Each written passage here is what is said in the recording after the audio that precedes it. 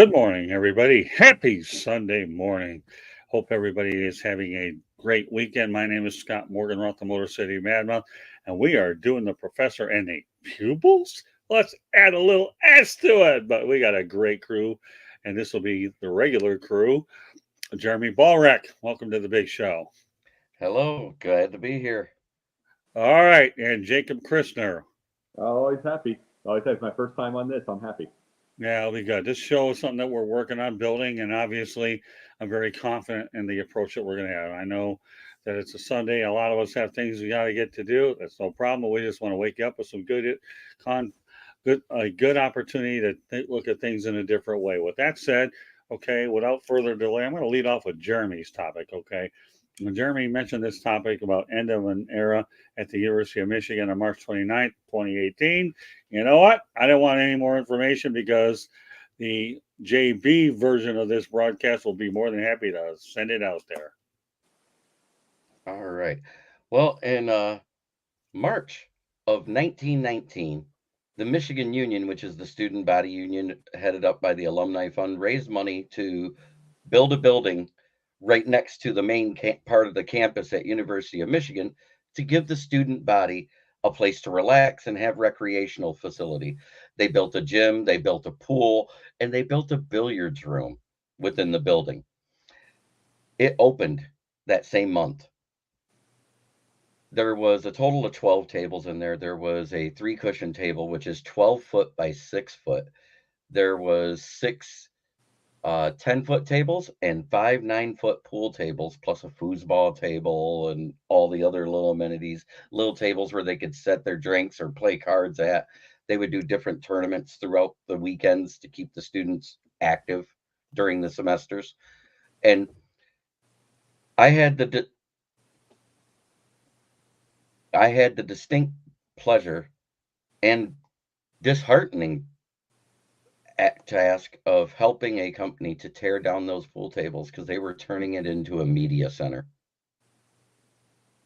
It was the second oldest active billiards room that was in America at the time. The only one older than that is the one at the Kentucky Derby. It's Yeah, it's too bad. You don't really want to mess with tradition. By the way, you can go ahead and be the chat room spokesman, Yep. Jeremy, before I go any further. Donkey Kong says, "Do y'all talk Lions?" This is kind of an outside the four sports type of show. We're trying to broaden our horizons. I just put it on there because I'm a guest. I'm one of the members of this show, so I put it on my platform because I need views. Okay, next one, and then we'll start commenting around the horn here. All right, Ranger.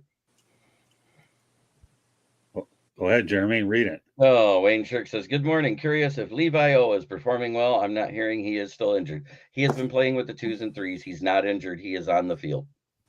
All right, so if you want Lions news, Jeremy will go out of the comfort zone to answer those questions. All right, let's talk about the subject at hand. First of all, billiards is a game that we all grew up with. I used to enjoy shooting pool. I really did. It was a lot of fun. You know, this is just a very unique story, and that's the purpose of the show is to come up with off the wall stuff. So, I mean, as much as I have a passion for billiards and pool tables, you're talking about a guy that's been in a lot of media centers. And obviously, media centers in the University of Michigan are big in terms of the revenue cow that you have there. But you still hate to see these kinds of things go. You really do. And hopefully, at some point, we'll be able to get billiards guests and things like that. Go ahead, Jeremy. Well, this pool room has hosted people like Minnesota Fats and Willie Moscone promoting it before. It also has had plenty of pool players that were from Michigan and around the country that became semi-pro or amateur tournament players. And the growth of the sport died when it went off of the main networks. Remember when it used to be on Wide World of Sports on Oh, ABC, and yeah. it also was on ESPN? It seemed like 3 nights a week before they got into what they are now, the four-letter sports network, I like to call them. But Right. well, let me say this. I love pool myself. I played a little bit in my time. And I've known about Willie Mosconi and so the fast. I've even watched old videos of them on YouTube. That's one thing I love about YouTube. Watching all the trash talk between, well, I'd say the 99% trash talk of Fats and then 1% of Mosconi just slapping him down. I enjoyed those times. See, the thing about it is though, when you're looking, and I am completely on your guys' side. Having an older dad like I did, I like tradition in my own ways too. But I've also been talking about on Pundit how things constantly change. And when you're getting videos of Mel Tucker showing the new locker rooms and new media and new things, everything to the kids from Michigan State, when you're showing Deion Sanders at HBCU before he went to Colorado, showing all the flashy stuff that they have, when you're hearing that Oklahoma State has the women's softball has a new $32 million facility. When you're hearing all these things and you see the videos of it and you get all this kind of stuff, everybody feels like they have to have a competition to it, a competitive thing. And considering Pool used to be huge, if Pool was still the same huge, especially with YouTube, that it was back then, I don't think this happens. But when it's not that huge anymore and it's more of a tradition thing, and there's a lot of competition to the media world, and you got a book on this, Scott. Right. These things are going to keep, and the thing is, we're going to keep losing more and more traditions.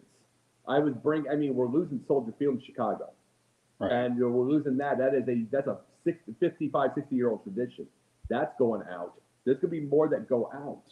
It's just the way of the world, unfortunately. I wish it wasn't, but the thing it isn't that that they're hating on traditions. It's the fact that these traditions aren't popular anymore.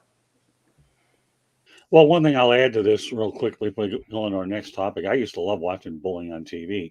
You talk about Dick Weber and all those guys. I mean, bowling was and our colleague George Eichhorn used to actually be the editor for the Bowler's Digest.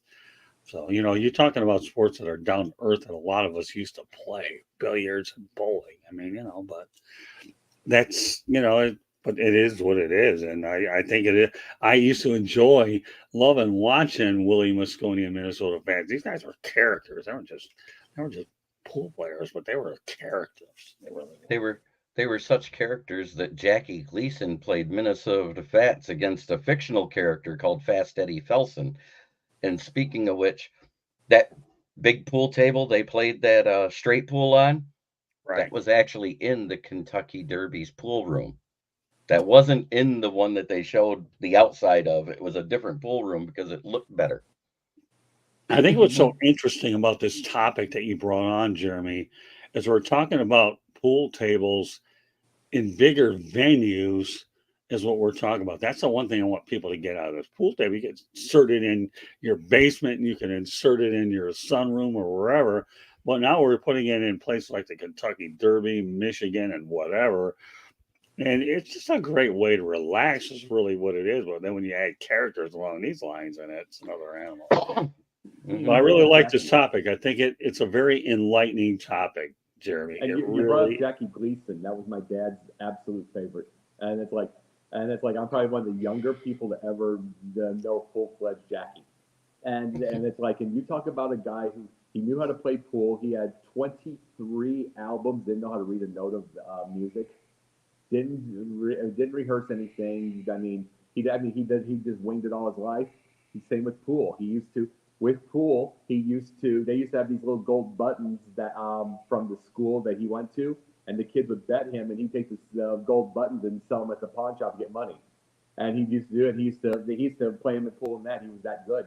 And the thing is, he used to have his own train for parties to go to Miami.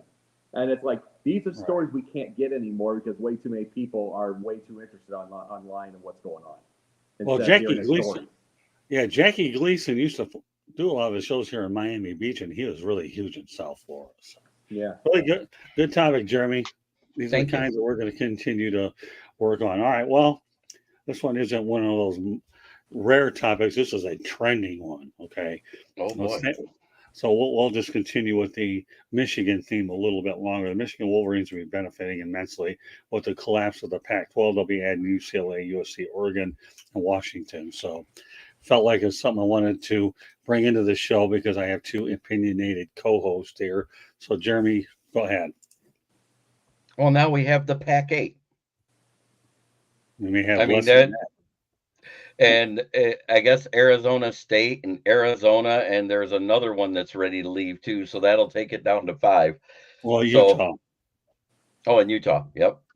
But and then the other side of it, you have to look at the ACC, because they're in talks with both the SEC and the Big Ten about moving. Florida State and Clemson are in And don't talks with forget both of them. don't forget Miami, Jeremy. That's a Oh, wild Miami card. more than likely is going SEC because they're a strong enough school and a strong enough recruiting class to handle the SEC. Okay. I think that's why FSU and Clemson are thinking about going to the Big Ten, because I don't think they can compete in the SEC with the top heavy talent. Me personally, I'd love to see Miami go to. I'd like to see Miami join the Big Ten. So Michigan and Miami. But continue your thought, Jeremy. All of those brands, they have their own networks.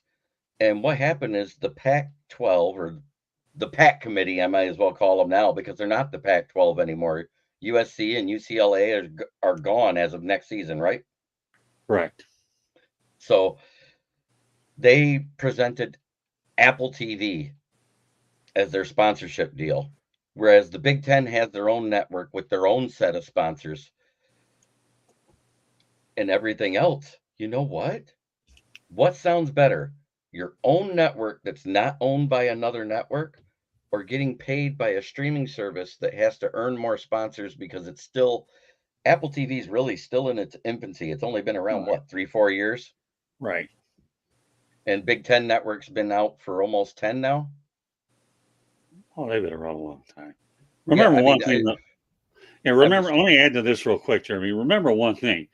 Washington and Oregon are getting half the compensation that the regulars are getting, but that half the compensation is more than what they would have gotten on the Apple Plus format, which, by the way, Jeremy, I did mention that in my book, but I'm glad that you talked about it tonight. Go ahead. all right. And Lions 1960 says, grandfather taught me to shoot pool on an old rotation table, LOL.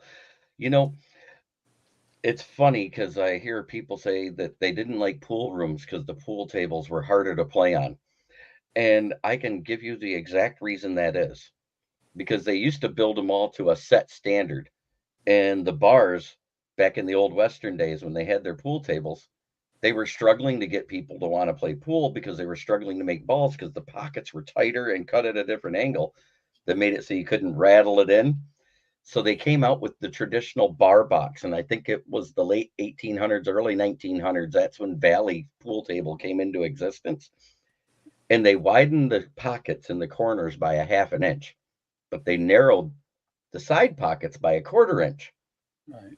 And that's why the side pockets were considered the hardest ones to shoot on, and the corners were the buckets. Okay, let me add one thing before I turn over to Jacob. I just want everybody to know that Professor and the Pupil is being broadcast around the world. The audio version of the show can be heard on iHeartRadio and Spreaker. Also, please hit the red subscribe button on YouTube, South Florida Tribune. We're striving for 1,000 subscribers. Please also comment, like, and share the show.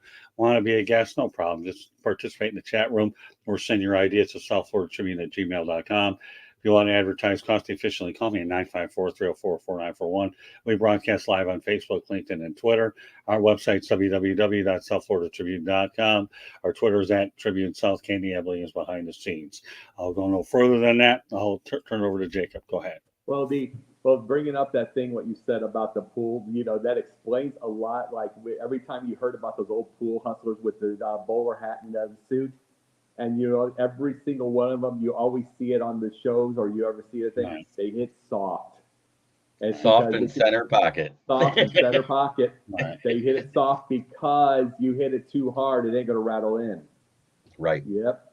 And those were the things. It's like, and those were, and see, they were always playing the big tough guy with the big muscles who wanted to nail it 100 miles an hour, and they beat him. It's just because that's how they did it. But so explains it. But bringing up the Pac-12, they were their own worst enemy. First off, maybe 4 teams, sometimes 3, Right. were competitive every year with anybody, especially out of conference. So it's all that you got to remember. You got the SEC and SEC West, SEC East and the West. They both got four in their own divisions who are always competitive, always, and stuff like that. And even when Tennessee, and who had about a 15-year stretch of terrible, would go, even they would go to a non-conference thing and beat them. You know what I'm saying? Even the worst of the worst. Vanderbilt would go to any certain conference and get a really good game out of somebody. That's a conference. That's a strong conference, even if the team isn't good. So Pac-12 didn't have that. It's been constant.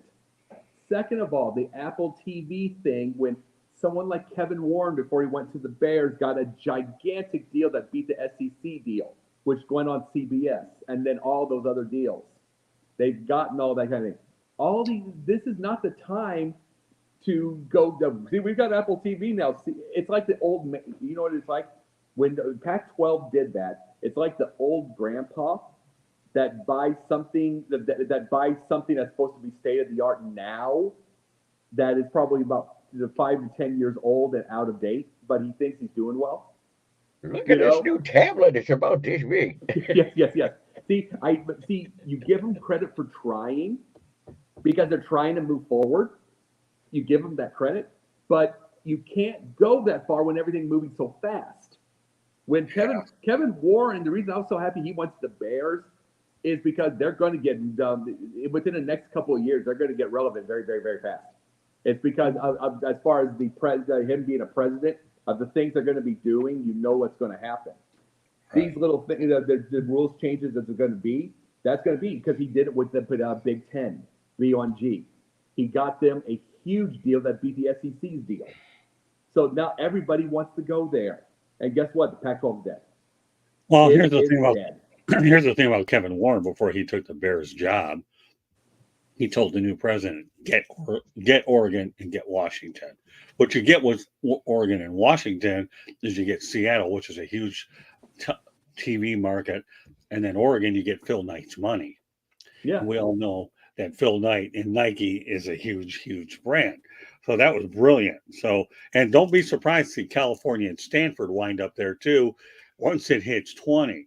Now, you know what, Jeremy? You did mention an interesting scenario that I do want to reiterate on. Okay, number one, yeah, maybe the SEC would like to have Miami. I don't think the Florida Gators want the Hurricanes because of what Mario Cristobal is going to do there.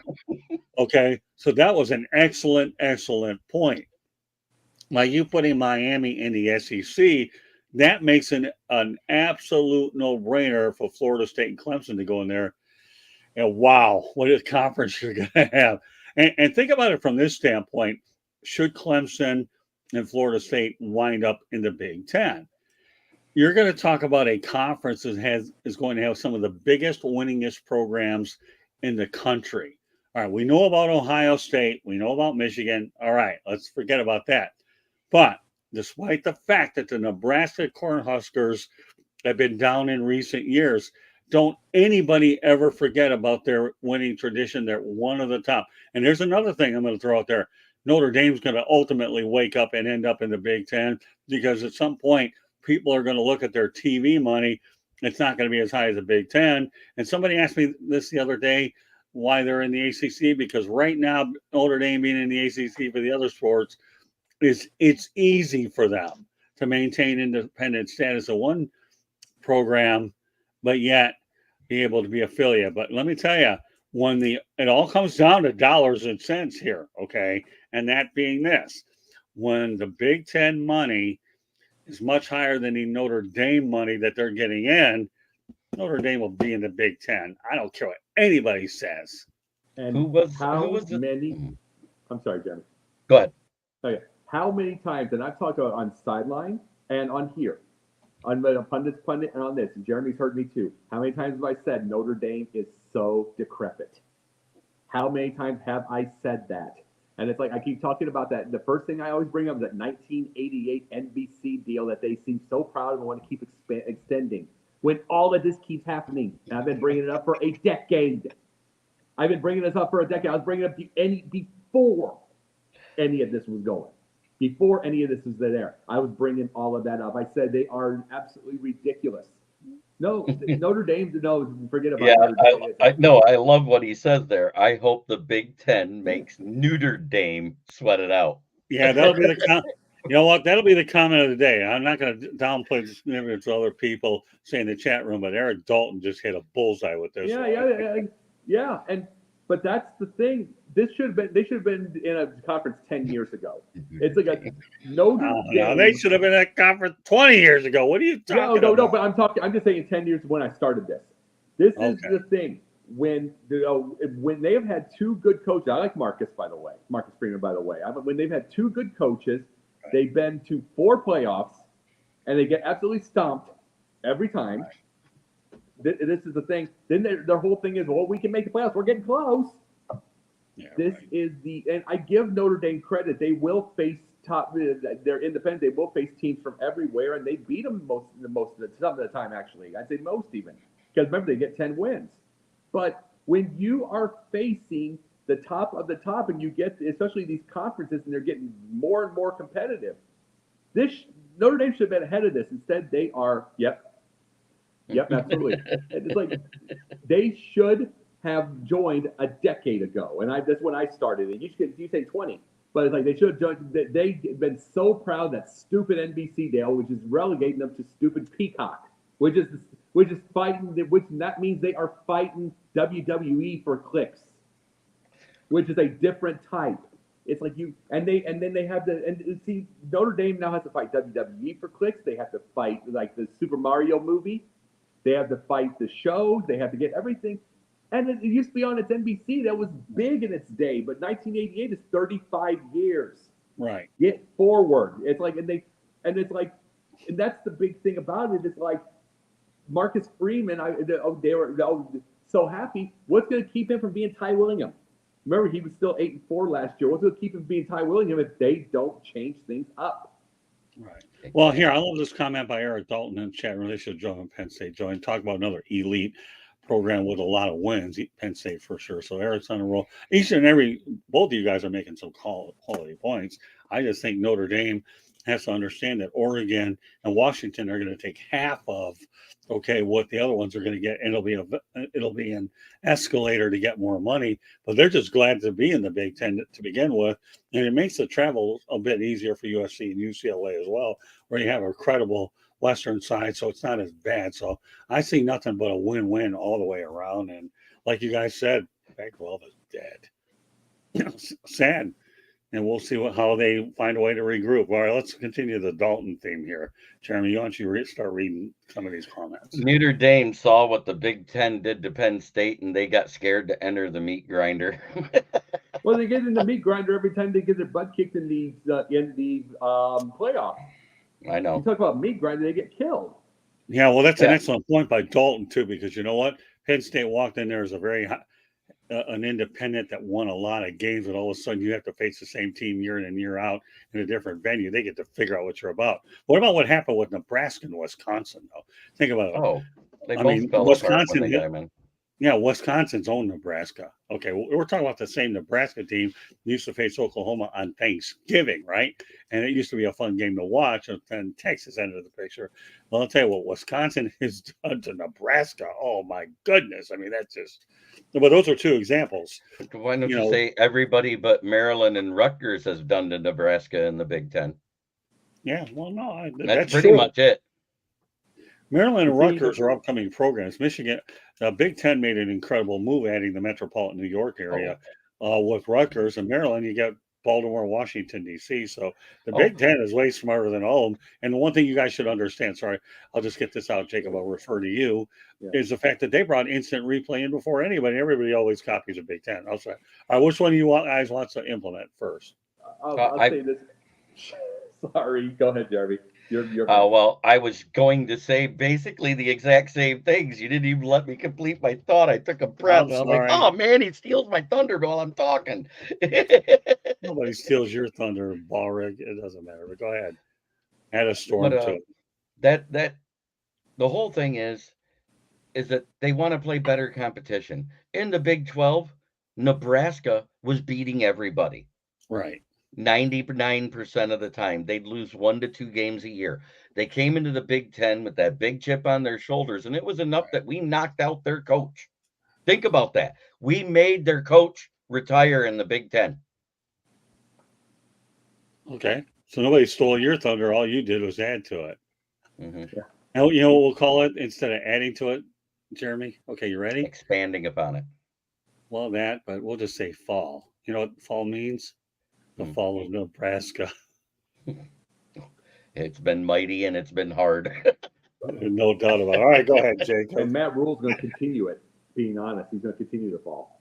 But the thing about Nebraska and Wisconsin and Iowa, see, Iowa's going to find its fall when Ferentz goes, because at least Ferentz is the defensive guy that can keep his team in games, and that his defenses are top quality. His defenses are practically SEC level. His offenses are Pee Wee League, Except at the tight end position. Yeah, exactly. I know what you're saying. But no, exactly. But no, the biggest, but I'm just saying 5-3 win last year against New Mexico State was kind of ridiculous. But no, but what is happening to these teams is what I was bringing up with one of the, and Scott was on this thing. We were bringing it up with the end of the cold weather game with one of our topics. It's like, it's going to be, I don't mean it's going to be now. I don't mean the thing. I'm meaning down the future, because you're getting, because you are getting, look at how many of the Big Ten are going to be in these warm weather areas. Now, UCLA, USC, most of Washington, most of Oregon, most of the year, those are warm. There's going to be, look at how many of Arizona, especially if Arizona goes. Look at how many of these are going to be warm weather areas. And then all of a sudden, and by the way, all of these teams now that are coming in, high-level offenses, state-of-the-art offenses. And it is still the same West Coast offense from Bill Walsh in the Big Ten that is not done right. It is still that. To this day, it's still the same old school 1988 offense in those areas, and these defenses laugh at you. And it is like, I was going to ask you, Jacob, because you brought it up the other day when we talked about USC and UCLA joining. How many miles are they traveling this season as a team? Yeah, I know what you're saying. 2,400 has to be, but no, correct. But they're going to hate the cold weather at first, but these are still high-end offenses, state-of-the-art offenses, with most of these Big Ten teams like the Iowa, Wisconsin, Nebraska, that are completely 1984. I'm going to say 84, not even 88. They're completely 1984. Same thing over and over. You still see that. You still see a 3rd and 10 throw for 3 yards in the sideline, so we can get closer for a punt.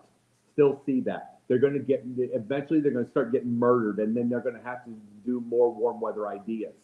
That's what I'm talking about when I said the end of the inclement weather. It's going to get that way over the years, because the minute the state-of-the-art offenses figure out this weather, it's over. They're going to murder these teams.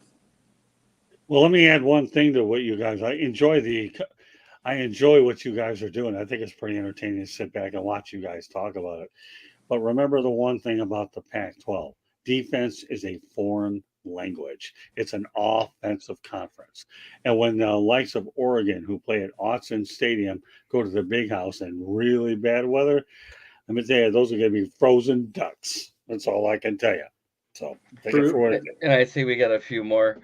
Eric Dalton says Rutgers and Maryland were a genius TV ratings and recruiting move. It wasn't about the teams, but the audience. And he's absolutely right. Lions 1960 says, yes, Eric, I was thinking it was more about the future money. TV money rules the day is his next comment.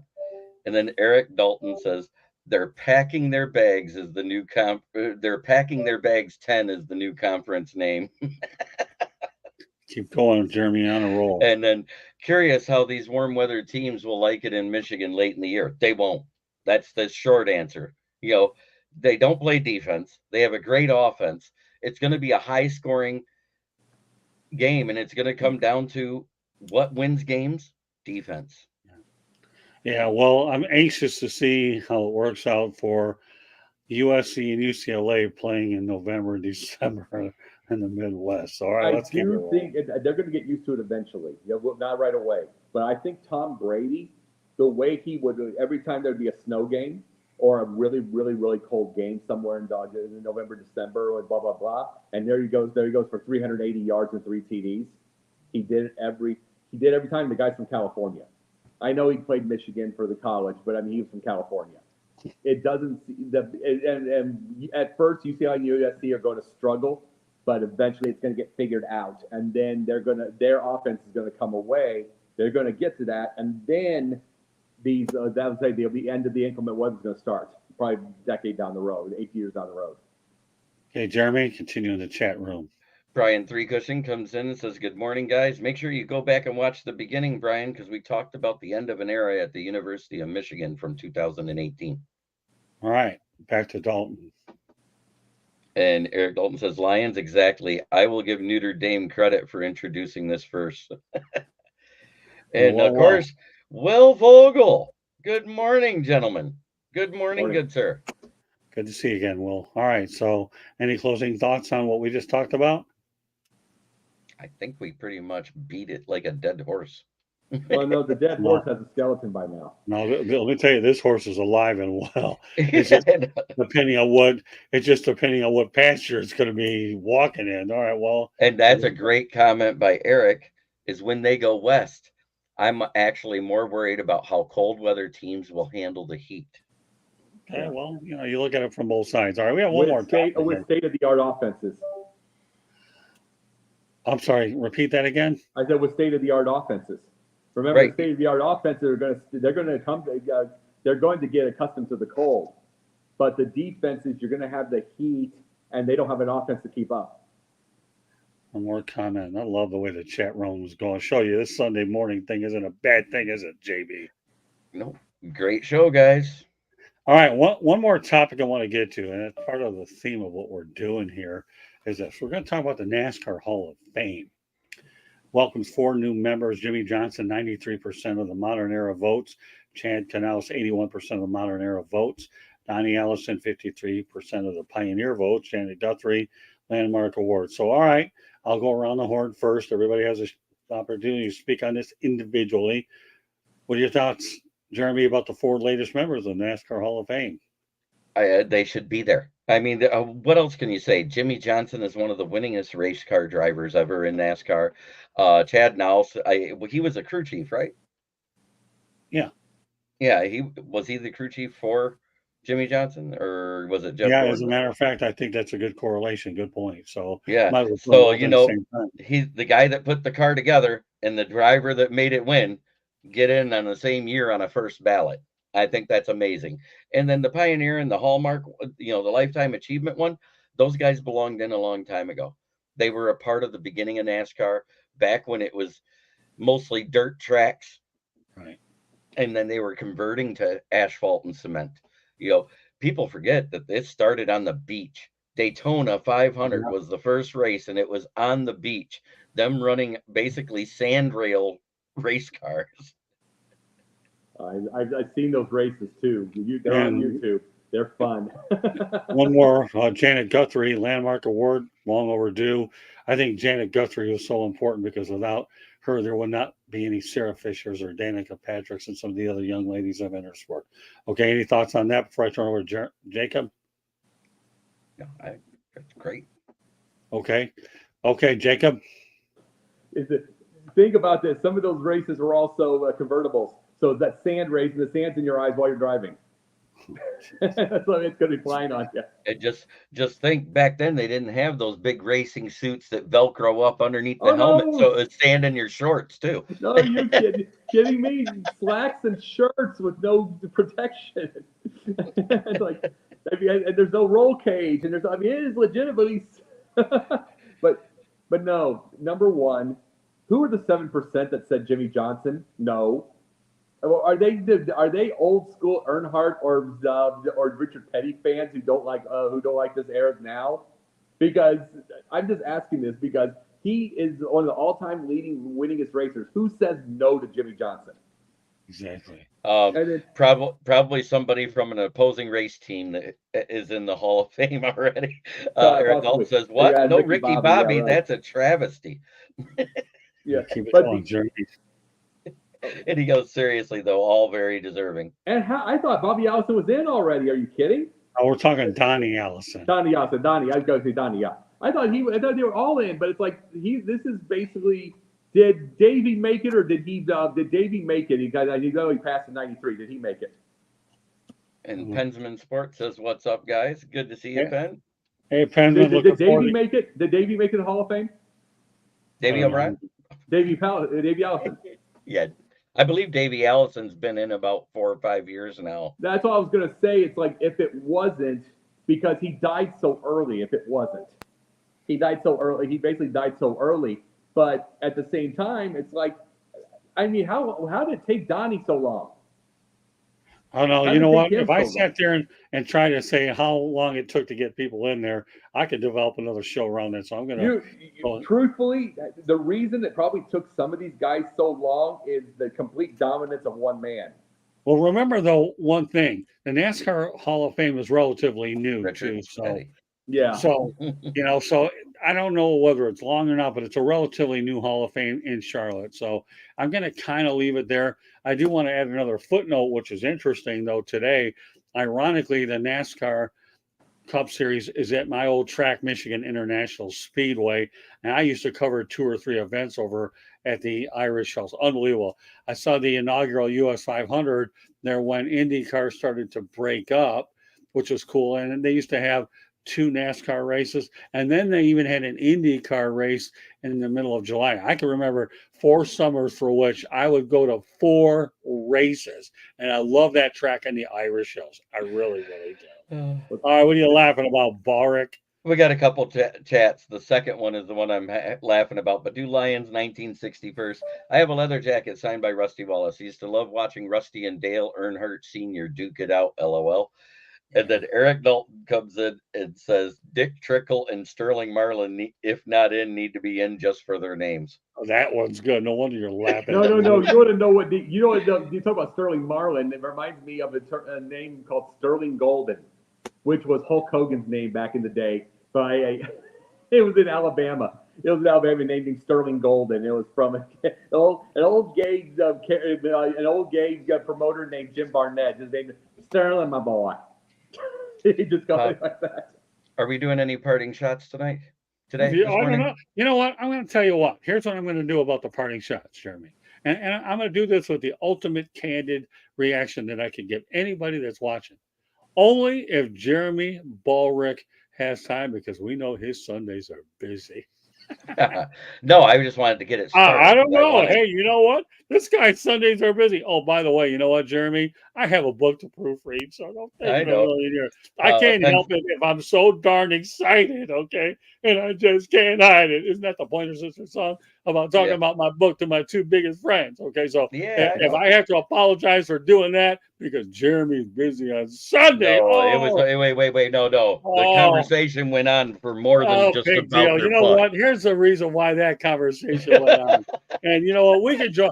I'm having a friend say for a heart attack. I'll come to join the grandma, but not until after the book is published.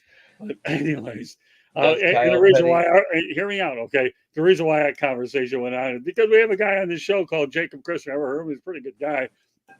You know what that further validates? Never heard of him. Yeah, I'm sure you have. That guy? I thought that was Bill Clinton.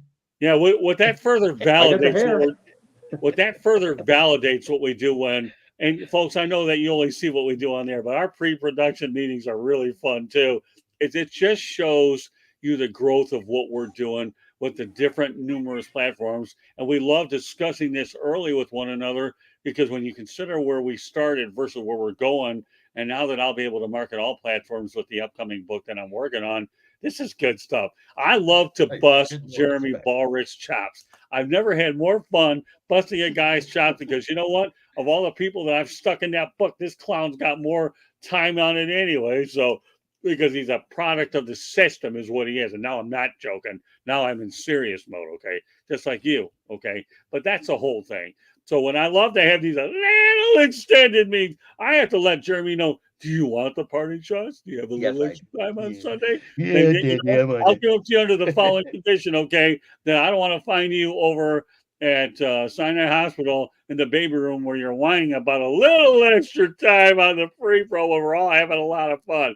Because you know what, Jeremy, I'll say this as a brother, you're the most coachable human being on the planet, and that's why you have a whole lot of stock.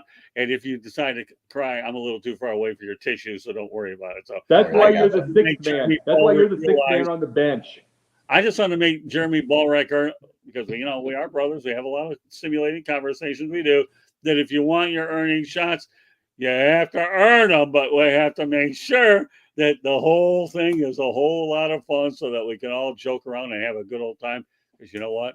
Whether it's a Sunday or the other 5, 6 days, we're all here to have a good fun and entertain you. Jeez, look at the stuff in the chat room. So, Jeremy, now that I've got my piece out, that probably made you feel like, dropped you down a couple pedestals. Then again, Not you're really. unflappable anyways. At least I put a bunch of FYIs that'll make his Sunday a whole lot better while I start getting into. So let's go ahead, Jeremy. I've said Yep. my piece. Now you're going to take care of the chat room.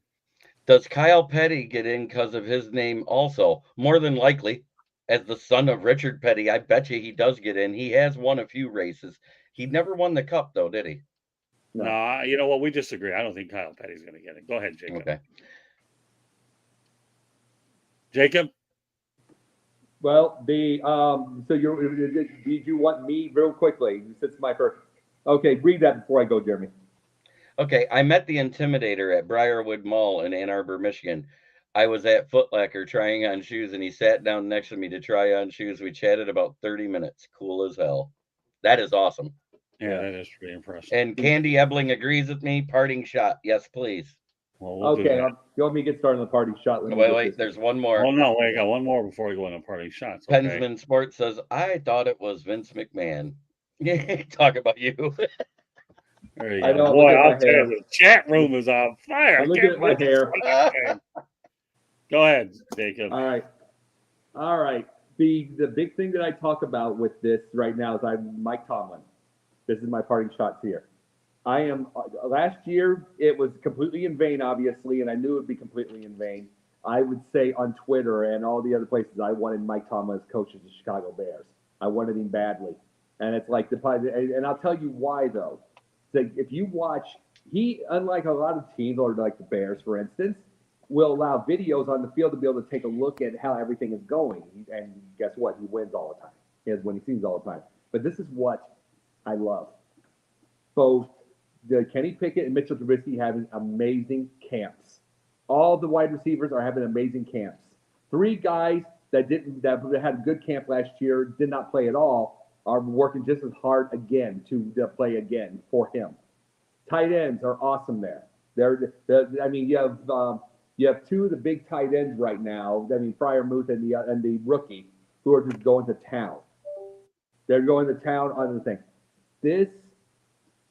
This team has every single person on the roster that wants to do good for Mike Tomlin. They want to win for Mike Tomlin. They love him. He is the master of coaching psychology. It is. I do not play along with the whole YouTube and TikTok highlight crap. I want winners, and I want somebody. I look at the surface. I don't look at just surface. I look at the deeper end of everything. I want to see Bears. And you want to know the last time the Bears truly had that they wanted to win for somebody? I'm just saying it's Mike Ditka. Maybe a little bit of Lovey, but even Lovey didn't have that much success. And it's like, but with Ditka, you had a thought of winning every single Sunday, and that was the last time it's been a very long time. And I am a huge, and the thing that makes me sad with the whole thing with Mike Tomlin, he's had 17 years in the league, and he says he's not going to double it, so he can retire anytime he wants. And that's going to be a sad time of the league. It's because there's not a lot of coaches that can get the players who can still be tough. Tomlin can still be tough. He can still be a badass. But they want to play for him. It means he's got the psychology down pat in this day and age. And there's going to be a lot of coaches that are trying to figure it out and don't know how to do it. And so when his time comes, it's probably a few years, but I'm going to miss him because I wish the Bears would have him big time. All Okay, right. Jeremy, before you get to parting shots, you're going to read we have in the chat room. I was going to address that one, but okay. Candy Ebling, Diana Taurasi becomes the first WNBA player to score 10,000 career points. There's a Hall of Fame career for you in a sport. Okay, what were you You going to could say- address? Then you could, Mike Tomlin actually already suggested he's ready to retire. what was he? That's gonna be, and it makes me sad because, like I did say it last year. I said it last year all through the time. I knew it was in vain. I wanted him in Chicago because I'm sick and tired of not having an expectation. There is, no matter if you have a tough season, well, which is 9-8 with him, or 8-8, 9-8 with him. Whether you have a tough season or you have a good season, they play just as hard for each other, and that is psychology. Not a lot of coaches have figured that out. Well, not only that, let me elaborate on your thought, Jeremy. Now he's going to retire. He's probably going to write a book, take it easy, be with his family. He's accomplished everything he has to do. Right. What more does he have to really improve? He said his days of coaching has wore him thin. That was his exact words in the interview he did with somebody there in Pittsburgh. I can't remember if it was ESPN or Sports Illustrated. Yeah. And they went on to talk about how he's never had a losing season despite not having the best of rosters. No kidding. Yeah, good point. And then my parting shot at myself, kudos to Ford Field passing, and Lions fans are going to be upset about this, but passing up a free weekend for everybody to come to Ford Field to watch the Lions practice. We're talking about practice. Instead, they had SummerSlam last night, which had 59,134 people in attendance. The floor tickets were $1,500 a piece alone, and the floor was packed. I watched it. It was a great, well done, well informed, and you have to give kudos to Lions president Rod Wood for lining up these type of events at Ford Field, because that is the reason why we've had money to invest in the facilities at Allen Park, is stuff like this. And they made a percentage of the proceeds of the biggest pay-per-view event in WWE history. So you talk about all of that. That's a lot of money coming into Ford Field to help Allen Park get better equipment and better stuff for our players to be better health-wise and performance-wise. Excellent parting shot. Real quickly, do you see the competitiveness of this world when we're talking about the Bears getting Kevin Warren and the Lions getting all the, like a Dan Campbell, a Rod Wood, all these guys? They're young. Everybody's young, and they've got a lot of energy. They've got a lot of this, and it's like, this isn't the Tom Landry world anymore, and it's like everything is so competitive. The Bears in Detroit have been the bottom feeders for so many years, and now they're talked about one of the two are going to win the division already. Okay, go ahead in the chat room, Jarrett. Lions 1960 says, cool, Eric. I met Rusty at Maine Raceway. He signed about 500 autographs in the rain.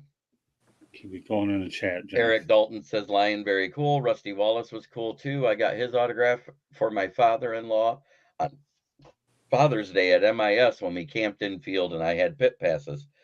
Eric Dalton said, family fun fest. Miss it. And Lions 1960, when do you think they move on from Allen Park? Let's see. Allen Park opened, I think it was in 2000.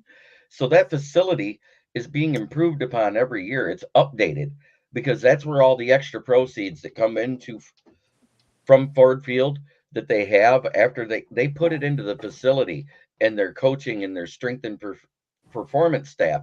So while all these people say, oh, they just want to make money, you have to remember you got to invest money if you want to make money. Yeah, the one thing I'll say about that too is the Lions aren't one of those organizations that like to move around a lot. Remember, they gave the Silverdome every chance to retain them until all else failed. They had to make the move, where other teams would be really quickly to do it. So the Lions aren't really good. I don't see them leaving Allen Park at all. I've been to that facility one time. It's a really great place.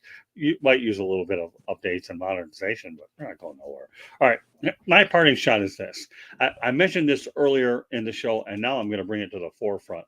Before I do that, I'll let Eric get his shot in because I know exactly what I want to say. Go ahead. Eric Dalton said rumors were swirling about a move from Allen Park, but nothing has traction yet. Yeah, when it comes to rumors, and I'm going to adjust this on my end because this is a lot of the guys from my channel chiming in. And don't forget to go over to South Florida Tribune YouTube channel and subscribe there, because if you ever want to be a guest and as active as you are in the chat, Scott will make it happen. That being said, I miss him being at SVSU, because that was when it was fun. It was free. You'd go up there, you'd watch them play on the Cardinals field, and it was in the center of the state. Saginaw is more middle located than Detroit, so the people up north would get a chance to go see their favorites. I mean, I got to see Herman Moore, Brett Perriman, Johnny Morton, Scott Mitchell, Barry Sanders, Kevin Glover, Lomas Brown, Mike Utley pre-injury. All right. Well, they also have dorm rooms up there too, so the players can stay. And I thought it wasn't so bad as well. So yeah, you know what, Jeremy, I'm totally in agreement with you about Saginaw Valley State University for sure. So, so hey, by the way, Eric, those words are very appreciated. I really enjoy your input in here. God South Florida from you are awesome. You know what, Eric, you're awesome. I just do the best I can to keep it together. So we bring on classy individuals like yourself. All right, my parting shot's pretty simple. I kind of went out there, alluded to it earlier. Now I'm going to bring it to the forefront. NASCAR, I realize you like to go out there and expand to different markets, but there's one market that you don't limit to one race. Albeit, I know the attendance has been down lately. Okay. Michigan International Speedway must, MUST, have 2 races, period. I don't care. Again, I talk about all the memories I've had. It's a great track, but this is the Motor City. Okay. This is where a lot of it all began. I realize you're trying to get but don't scale back here.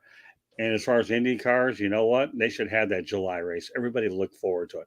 I realize the Detroit Grand Prix is an opportunity to bring in Indy cars. I also realize it's an opportunity to get IMSA, which is great because they're really excellent open wheel organizations.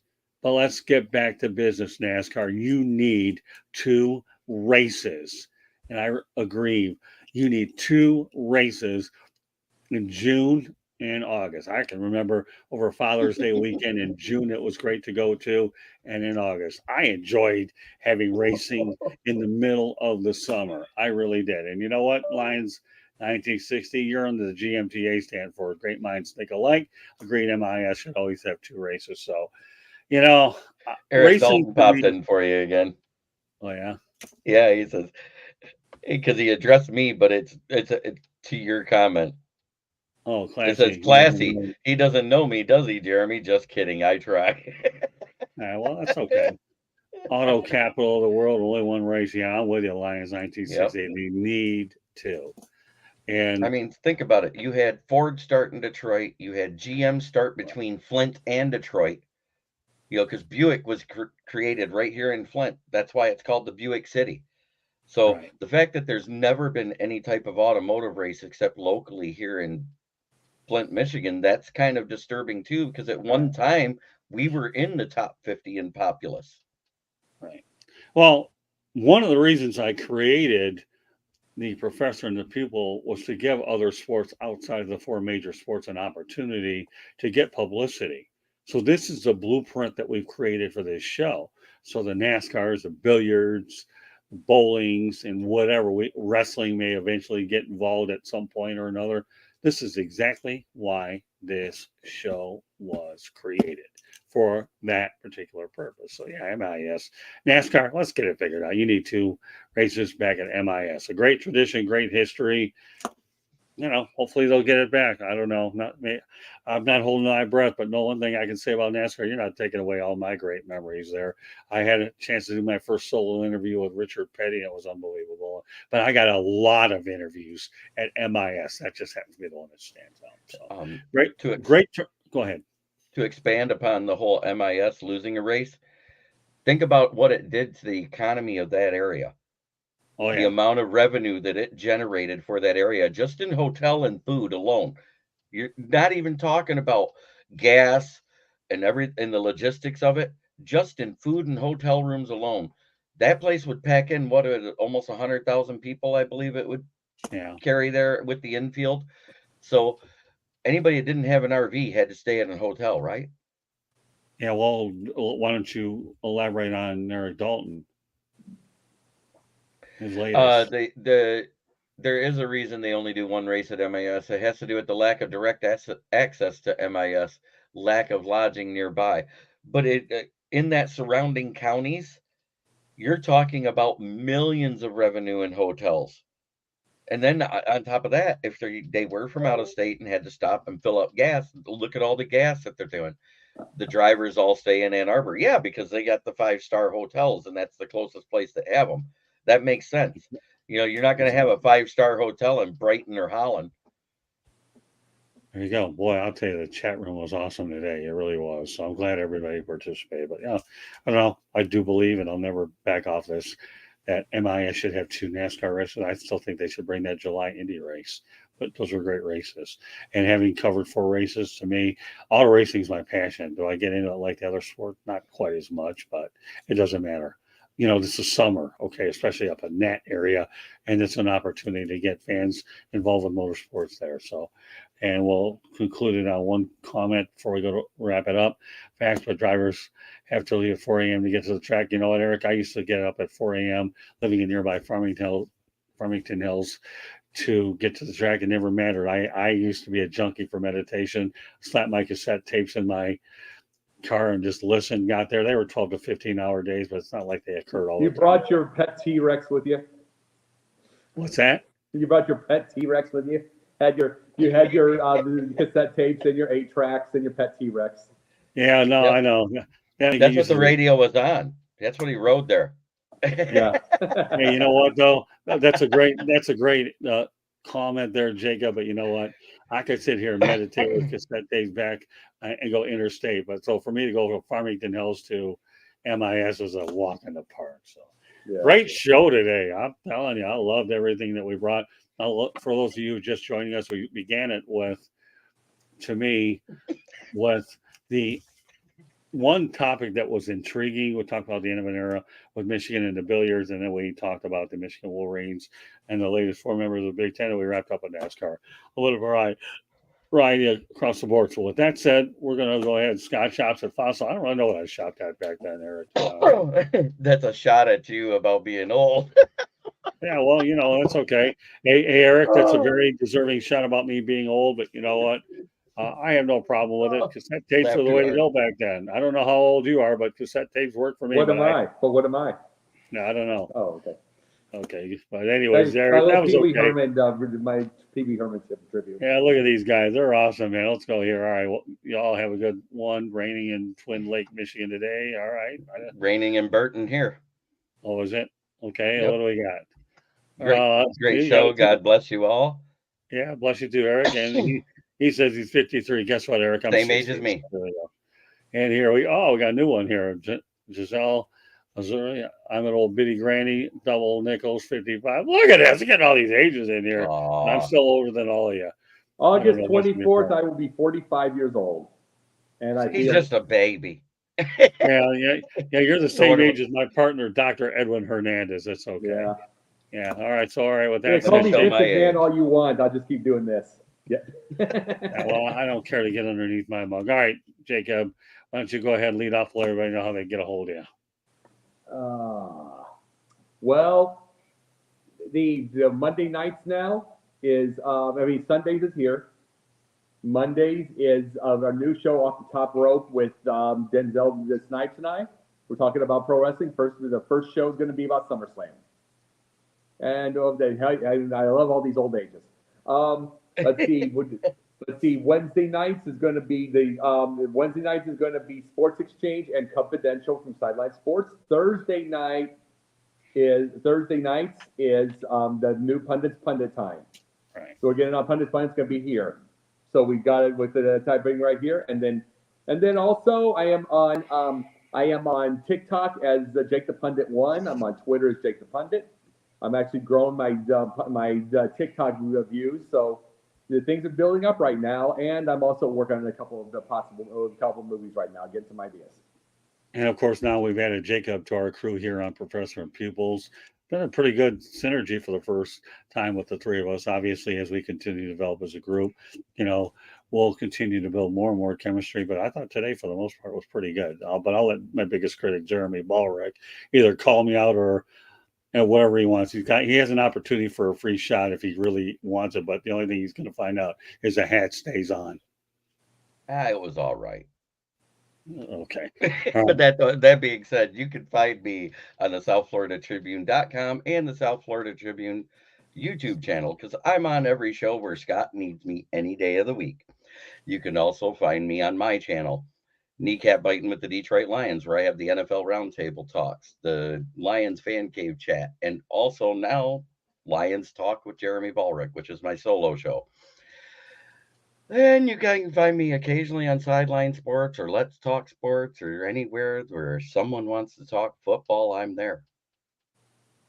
Very good. All right, let me go over everything one more time, just so you know that Professor and the Pupil is being broadcast around the world. The audio version of the show can be heard on iHeartRadio, Spreaker, and or wherever you get your podcasts.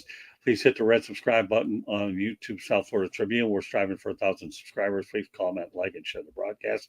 On me again. My goodness, look at this chat room today. It's awesome.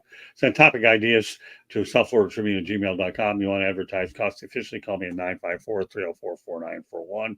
We broadcast live on Facebook, LinkedIn, Twitter, and YouTube. Our website is www.southfloridatribune.com. On Twitter, it's at Tribune South. Candy Ebling is behind the scenes, but today she decided to go out there and make herself in front of the scene. Very good stuff. And I have other developments that I'll bring on as time goes on and they begin to become more concrete. So I'll leave it at that. So any closing thoughts, Jeremy or Jacob, before we call it a day? All good on my end.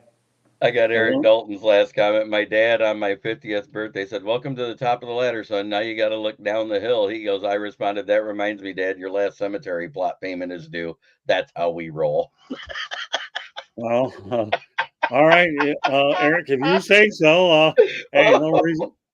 We're putting them out there. Anything you want to add to it otherwise, Jeremy? No, it was a great show. Thanks, everybody, for tuning in. Thanks, everybody, from the chat. It's been a pleasure. It's good to see some new names. Good to see some old names. I'm happy to see all of you. Yeah, and you know what? We'll have our next show in about 3 weeks. Obviously, Jeremy has something he's doing next week. I'll be returning to Detroit, by the way, in less than 2 weeks, which will be good. So we're going to, and then obviously as the momentum picks up for this show, we'll continue to include more episodes. But you know what? This has been a whole lot of fun. And Jeremy and I, when we created this whole thing, knew the potential was there. And on a day like today, every one of you out in the chat room made us all look like geniuses. And we've got a lot more in store. So one more time, on behalf of Jeremy Ballrick, Smoking Jeremy B, and Jacob Christer, my name is Scott Morgan off the Motor City Mad Mouse. Thank you for joining us on this edition of Professor and the Pupil, and we'll catch you the next time. Good afternoon and enjoy the rest of your Sunday, and thank you for joining us.